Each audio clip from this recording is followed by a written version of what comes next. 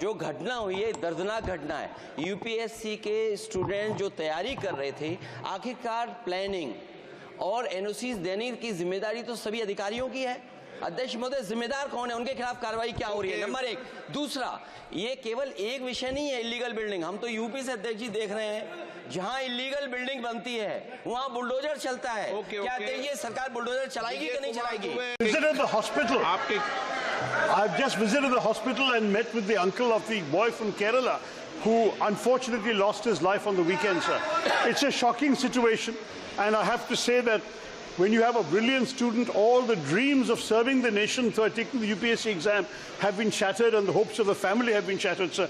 This is a matter which obviously calls for compensation, but no compensation can be enough for the tragic loss of life of a young man cut short in his prime, sir. Now, there are a number of serious issues that need to be addressed, as the previous speaker has pointed out. There is, sadly, a level of violations of basic norms when it comes to building codes, fire safety, flood safety, and so on.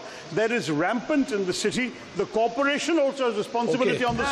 So wait, I have seen in the hands of a journalist a certificate of clearance issued on the 9th of July, sir, by the corporation, allowing these people to do what they're doing, saying they're in compliance.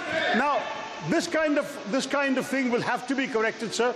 At the same time, drains have to be cleaned. They're choked and clogged. Sir, let me just finish. The most important issue, and I say this on behalf of the family also, is to prevent such future tragedies. For this, there has to be a comprehensive inquiry, but there also has to be very specific steps taken to ensure that no other parents coming to our national capital from various parts of the country suffer this kind of loss and tragedies.